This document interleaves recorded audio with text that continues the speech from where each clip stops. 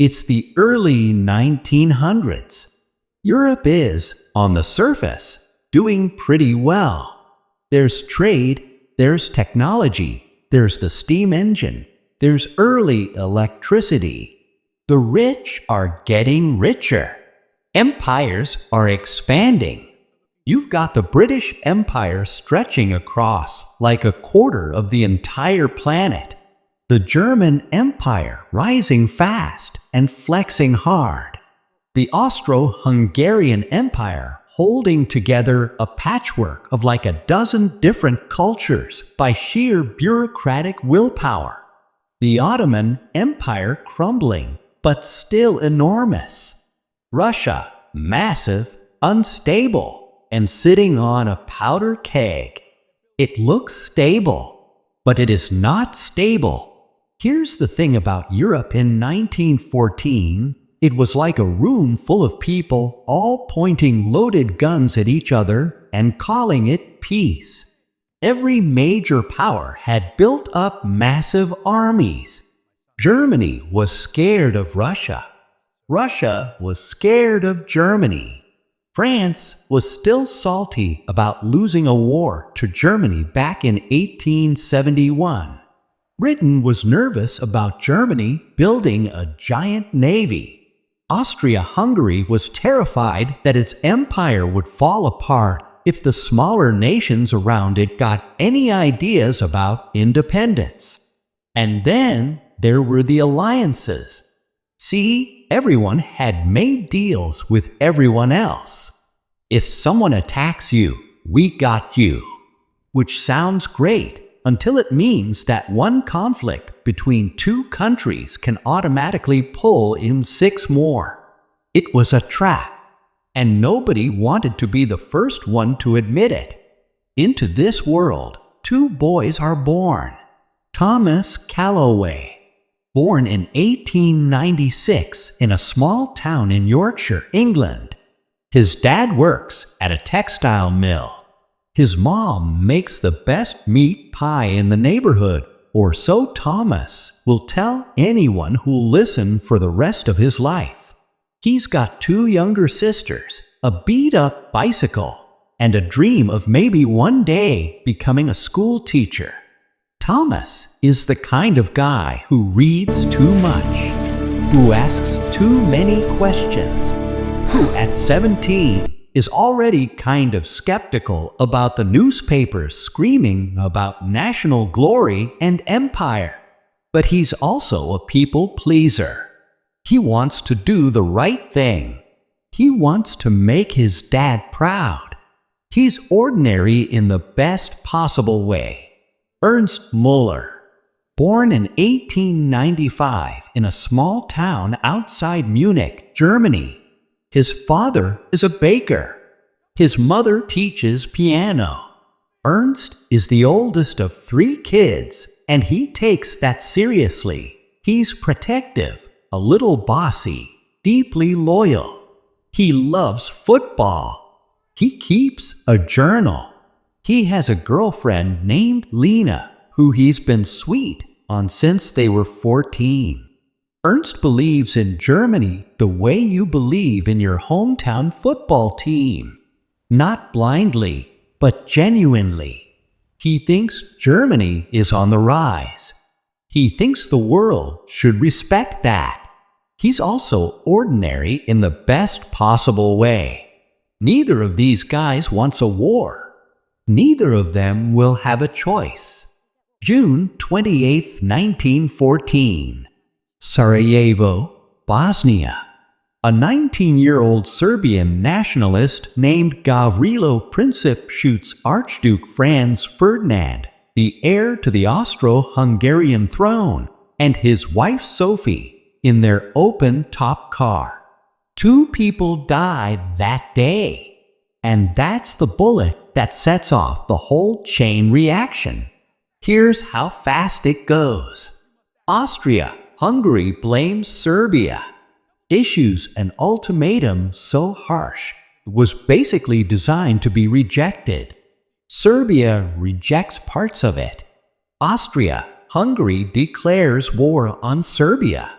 Russia, which sees itself as the protector of Slavic people, starts mobilizing its military to defend Serbia. Germany, allied with Austria-Hungary, tells Russia to back off. Russia doesn't. Germany declares war on Russia. France is allied with Russia. Germany knows France will get involved. So Germany decides to knock France out first, fast, before turning back to fight Russia. They use a plan called the Schlieffen Plan, which involves sweeping through neutral Belgium to get to France quickly. Britain is allied with Belgium. Britain sees Germany march through Belgium. Britain declares war on Germany. In about 6 weeks, from one assassination in a city most of these leaders had never visited, the entire continent is at war. Thomas gets the news on a Tuesday. He's working in the garden. His neighbor runs over, newspaper in hand, face red with excitement.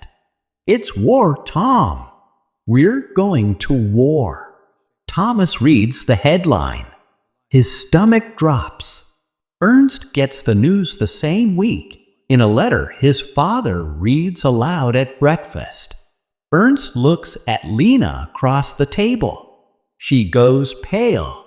He reaches for her hand. By August 1914, both of them have enlisted. Here's something wild. When the war started, a lot of people were excited, like genuinely hyped. Crowds were cheering in the streets of London, Berlin, Paris. Young men were lining up at recruitment offices for days. Poets were writing about the honor of combat. Newspapers were calling it a chance to prove national greatness. And look, we can't fully judge that from where we're standing today. These were people who had grown up in a time when war was still romanticized. The last big wars were decades ago. The weapons of modern industrial warfare, machine guns, artillery, poison gas, were either new or untested at this scale. Nobody really knew what they were walking into. Thomas enlists in September 1914. His dad shakes his hand and calls him a good man. His little sister cries. His mom presses a photo into his coat pocket. Ernst enlists in August.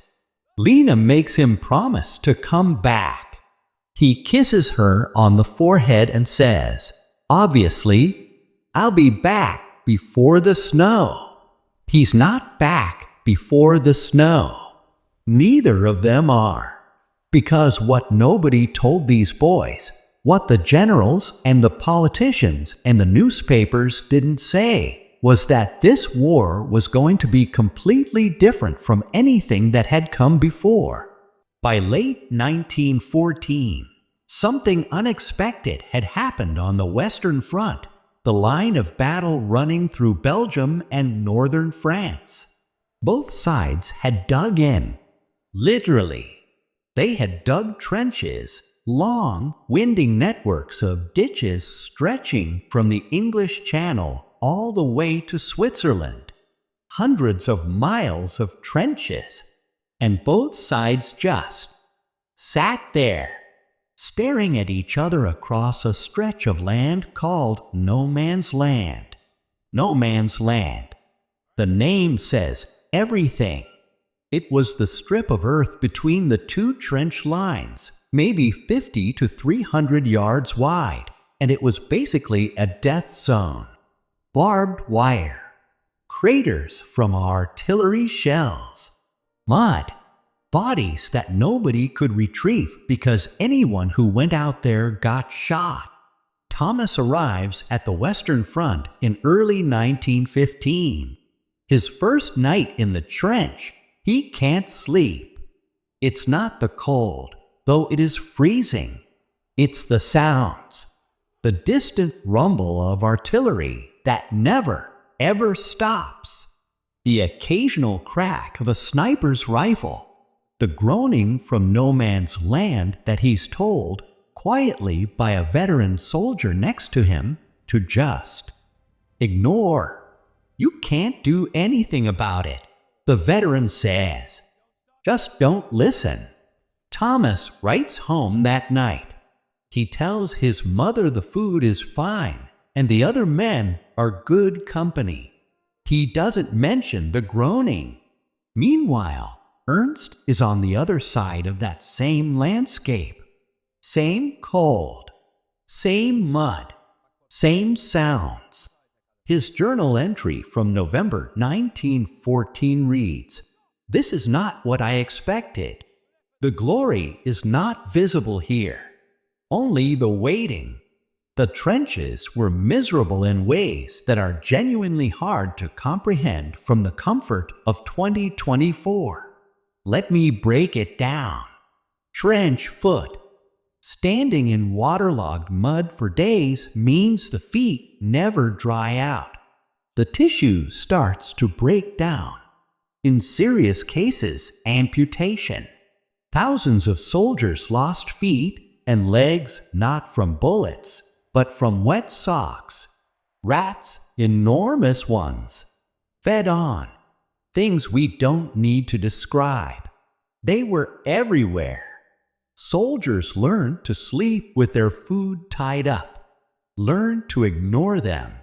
Mostly. Lice constant.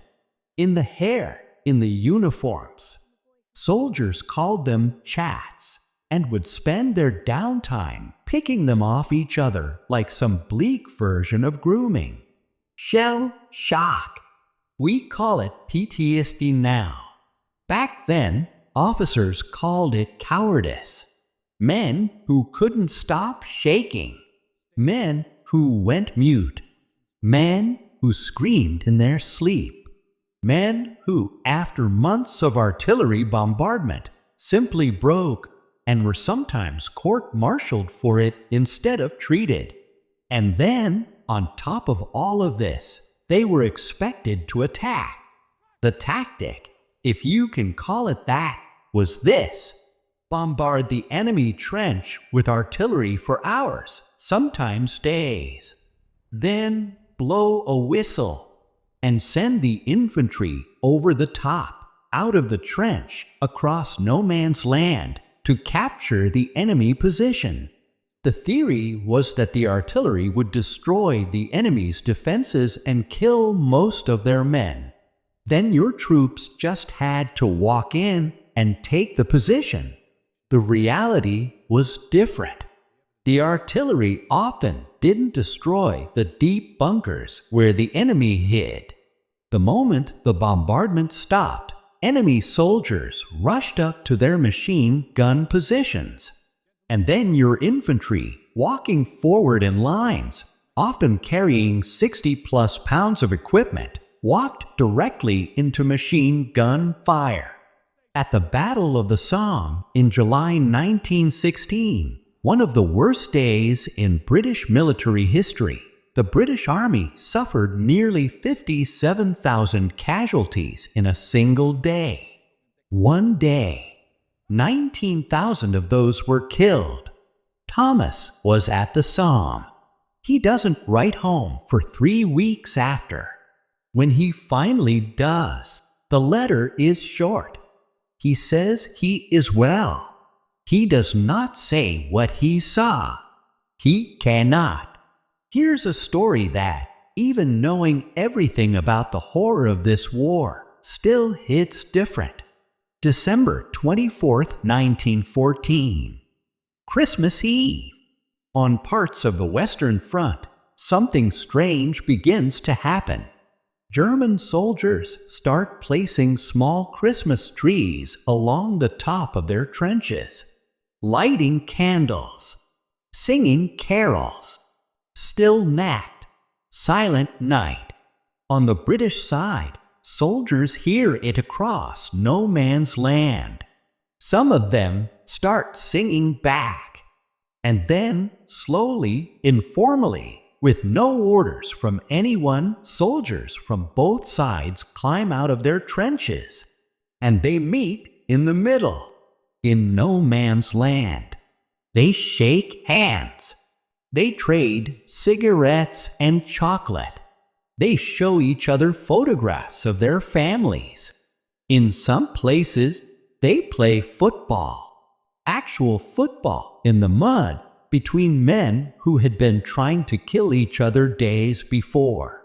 Ernst writes about it in his journal. He meets a British soldier. He doesn't know his name, and they share a cigarette.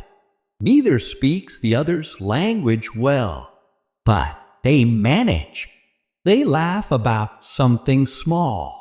Ernst shows the British soldier a photo of Lena. The British soldier nods approvingly, points to himself, points to his heart.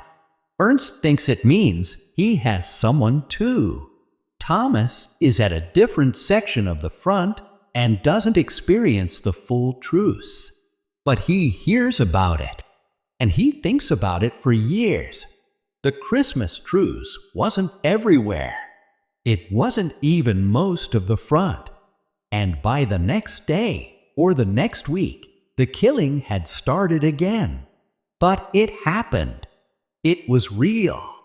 And it is one of the most quietly devastating things about this war, that even in the middle of all of it, when they got close enough to see each other's faces, these men recognized each other as human beings. The war didn't care. One of the darkest chapters of WWI is the introduction of chemical weapons. April 22, 1915. Second Battle of Ypres. German forces release 168 tons of chlorine gas along a 4-mile front. Allied soldiers see a strange greenish, yellow cloud drifting toward them. Some think it's a smoke screen. Then it hits. Chlorine gas attacks the respiratory system. It feels like drowning in your own lungs. Soldiers who had no gas masks, because nobody had prepared for this, ran. Those who couldn't ran died. Later came phosgene, then mustard gas, which didn't kill quickly but burned through skin, blinded eyes, and could incapacitate a man for weeks. Thomas experiences a gas attack in 1916. His mask is on in time. The man next to him is not as fast. He doesn't describe it in his letters, but his handwriting changes after that. Ernst, meanwhile, is rotating through different parts of the front. By 1916, he has been wounded once, a shrapnel cut on his left arm that healed badly. His journal entries get shorter, less detailed, more detached. He writes, "I no longer ask what it's for. I only ask what today requires." On the technology side, WWI is also where modern warfare is basically invented. Tanks make their first appearance in 1916 at the Somme, lumbering, terrifying, mechanized monsters rolling over barbed wire and trenches. They're unreliable. They break down constantly. But psychologically, they are devastating. Airplanes go from being reconnaissance tools to dogfighting machines in the span of a few years. Pilots become the rock stars of the war. Aces like Manfred von Richthofen, the Red Baron, are treated like celebrities. There's a chivalry in aerial combat that doesn't exist in the trenches. But pilots still die. They die a lot. Submarines, German U-boats, prowl the Atlantic, sinking supply ships, and even civilian liners. The sinking of the Lusitania in 1915, a British passenger ship with Americans on board, kills 1,198 people and pushes American public opinion toward eventually entering the war. Back in England, Thomas's family is feeling the war too. His dad's mill has shifted to making military uniforms. His mom volunteers at a local hospital tending to wounded soldiers. His sister, now 16, has a boy from down the street who's just enlisted. She's terrified. The food starts to get rationed. The streets are quieter. Every week, another family in town gets a telegram. The telegram is what everyone dreaded. A short government message delivered to the door. It starts with, "We regret to inform you." Women across Britain, France, Germany, they wait. They work. They grieve. They hold families together. And their grief is often invisible in the history books. Lena, back in Bavaria, works in a munitions factory by 1916. She writes to Ernst every week. He writes back when he can, which is not as often as either of them would like. She can tell from his letters that something in him is changing. The lightness she fell in love with, it's getting harder to find in his words. She keeps writing anyway. For most of the war, the United States stays out. President Woodrow Wilson runs for re-election in 1916 on the slogan, "He kept us out of war." Americans mostly don't want to go die in Europe's mess. It seems far away. But a few things change that.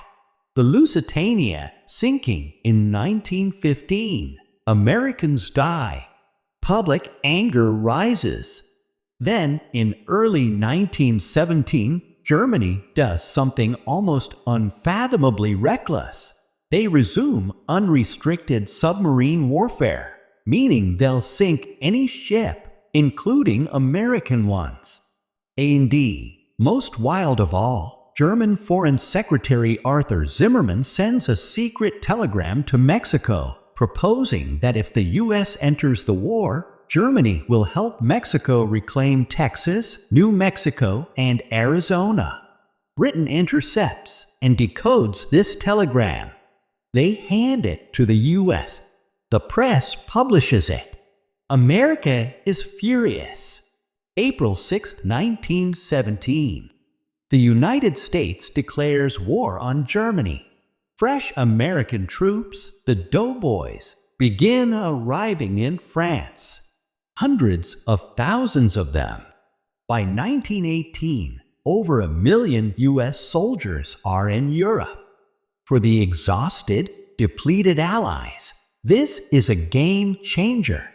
For Germany, it's the beginning of the end. By 1917 to 1918, the war has been going for 3, almost 4 years. And both sides are spent. In France, entire units of soldiers mutiny. They refuse to go over the top again. Not all soldiers, but enough. The French army is in crisis. In Russia, the war contributes to a revolution. Tsar Nicholas II is overthrown. Eventually, Russia exits the war entirely, which lets Germany move troops from the Eastern Front to the West for one last massive push. In Germany, the civilian population is starving. The British naval blockade has been strangling German supply lines for years. People are eating turnips. Children are malnourished. The home front is breaking. Ernst is now a sergeant. He has survived the Somme, Verdun, 2 gas attacks, and a bullet wound to the shoulder in 1917.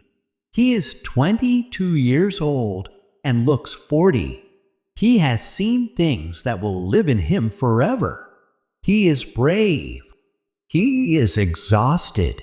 He is still alive, which feels almost accidental at this point. Thomas, meanwhile, has also survived by improbable luck.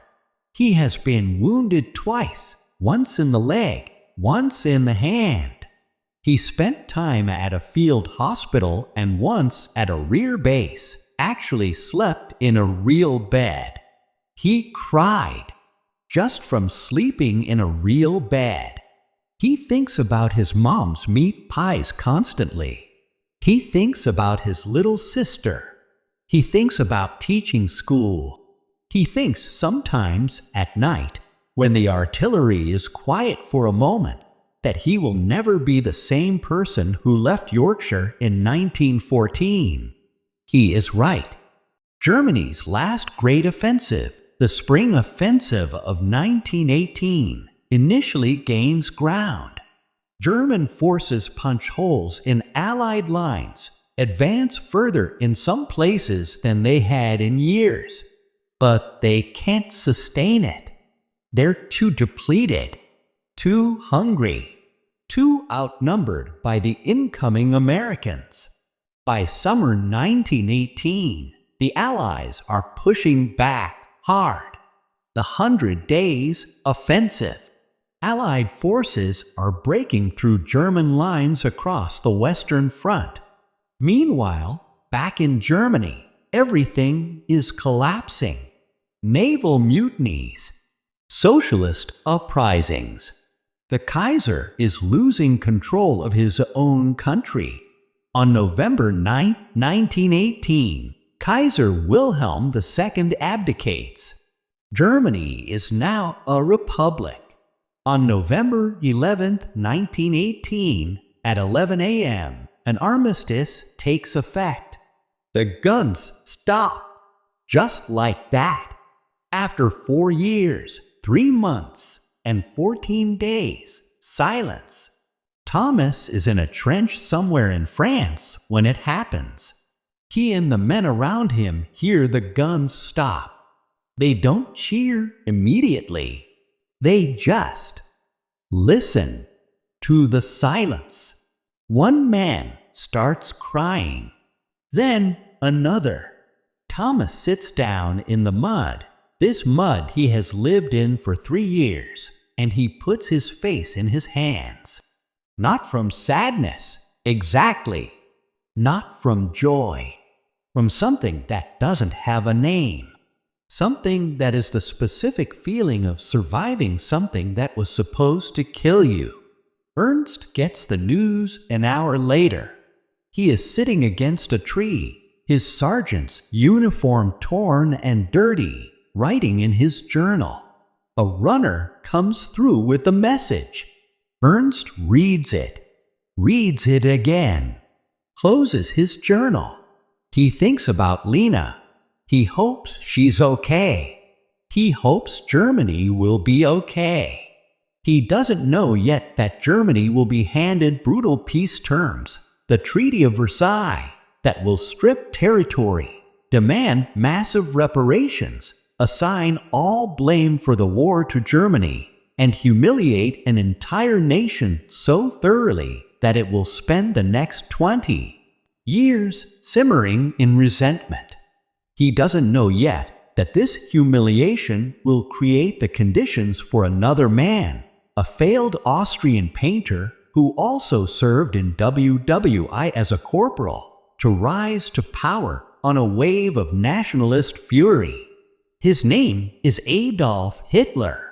But that's a different story. For now, the guns are quiet. Think about that. 10 million people who were somebody's Thomas, somebody's Ernst, somebody's kid who liked football or read too much or made everyone laugh.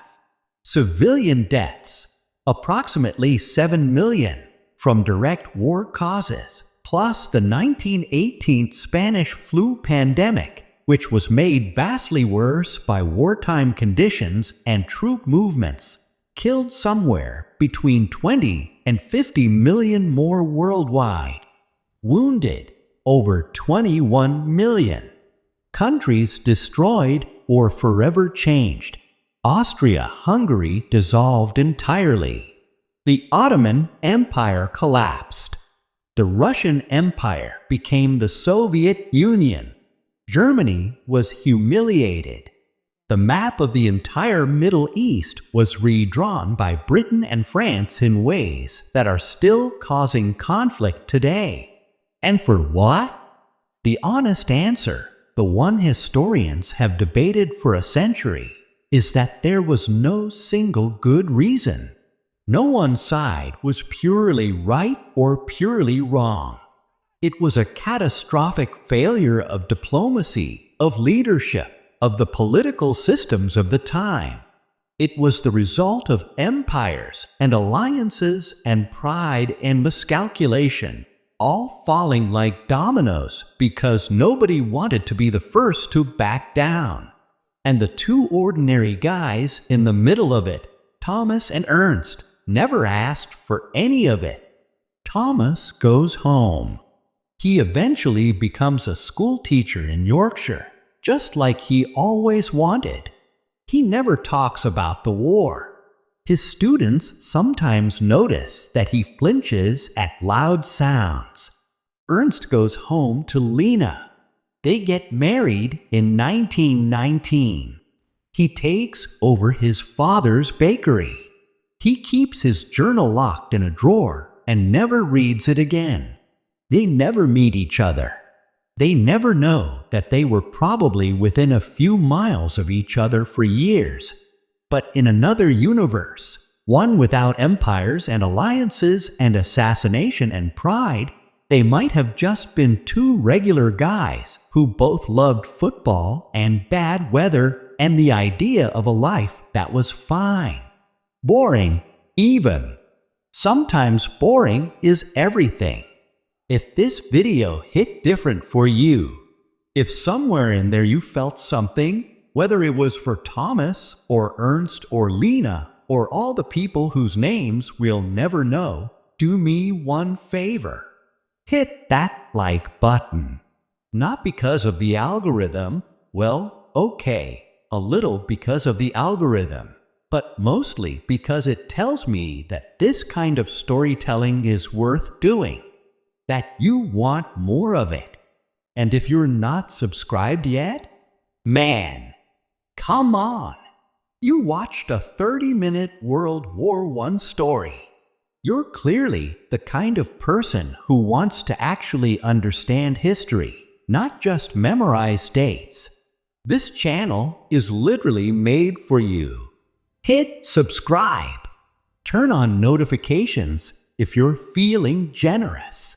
And I'll see you in the next one.